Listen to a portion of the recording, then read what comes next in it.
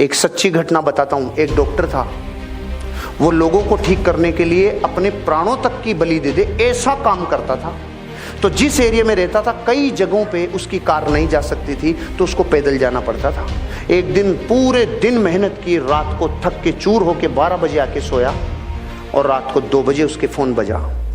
2 बजे उसका फ़ोन उसकी वाइफ ने उठाया, तो वाइफ फ़ोन पे उसको समझा रही थी कि आप उसकी गर्म पट्टी की जगह, वो गर्म हो रही है तो ठंडी पट्टी लगाओ, उसको कुछ प्राइमरी ट्रीटमेंट दो।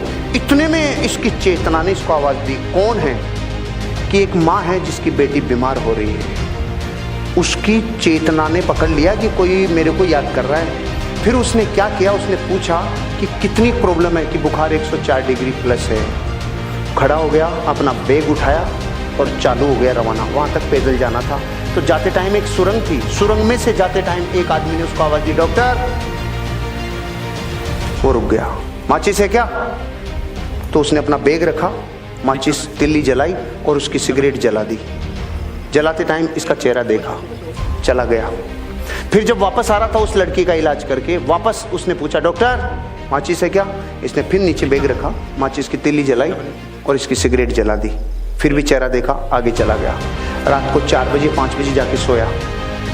सुबह 7 बजे इसके ऑफिसर का फ़ोन आया, इसके डॉक्टर ऑफिसर का फ़ोन आया कि आपकी अर्जेंट ज़रूरत है हमें। रात को अपने ऑफिसर का किसी आदमी ने मार पिटाई कर दी, बहुत ज़्यादा घायल हैं। सुरंग में किसी ने इनको लूट लिया और इनको बहुत नुकसान पहुंचा है। इनका इलाज करने के लिए आपको आना पड़ेगा।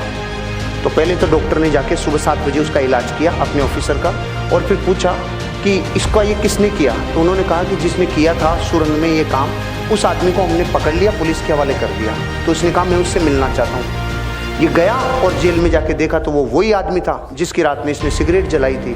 तो इसने बोला, इसने एक ही प्रश्न पूछा जो आपके मन में भी आ रहा है कि मैं भी तो आया था, तूने मुझे क्यों नहीं लूटा?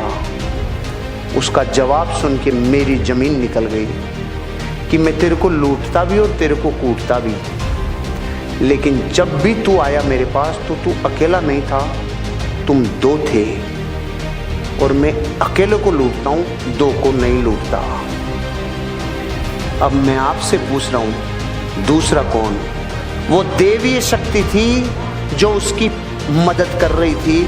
मैं आपको ये बताना चाह रहा हूँ, जब ये स्टोरी मैंने पढ़ी ना, ये अमेरिका के किसी डॉक्टर की कहानी है जिसने अपनी बायोग्राफी में लिखी है। उसके साथ वो पावर थी जिसको आप लोग और हम लोग सुप्रीम पावर कहते हैं, क्योंकि उसको ये पता था कि इस आदमी के साथ हादसा होगा। जो अपने प्रोफेशन को इतना बेइंतहा मोहब्बत करता है, वो तो अकेला ही था ना, उसको थोड़ी पता था। उस दिन के बाद उसको यकीन हुआ कि जब मैं अपने काम को प्राणों से ज़्यादा पसंद करता हूँ तो मेरे को कोई पावर मदद करती है।